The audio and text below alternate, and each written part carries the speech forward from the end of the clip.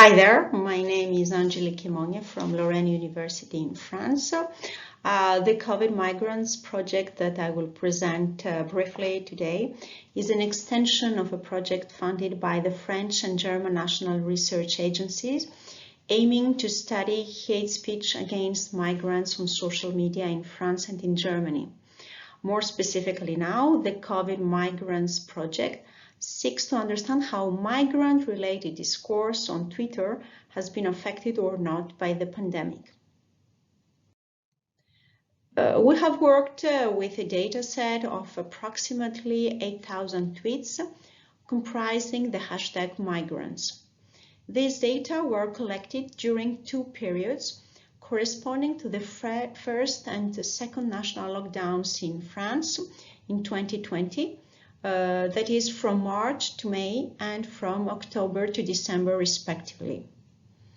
Let's have a look at some of our takeaways. The first takeaway is that the presence of the hashtag is relatively steady over the periods observed, although you can see a small decrease during the first lockdown.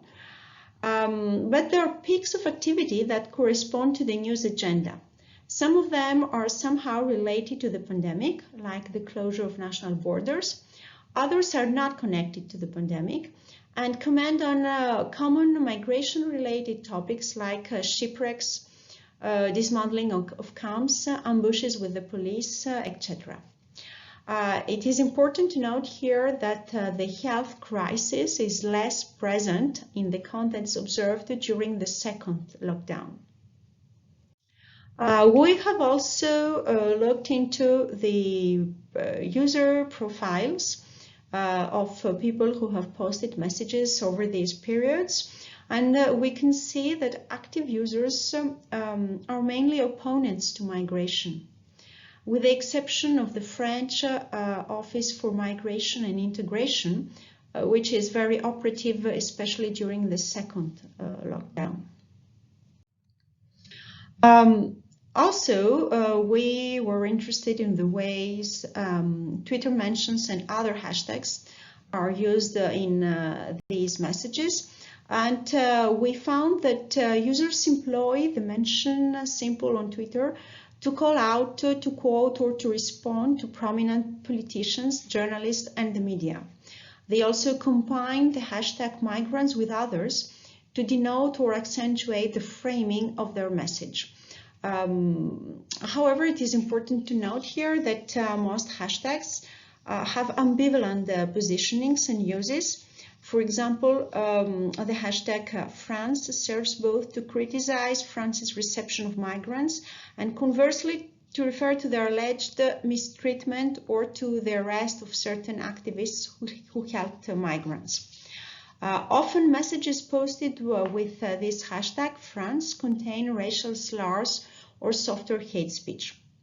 The hashtag Macron, by referring to the French president, is used similarly and seems to be even more related to hate speech and fake news.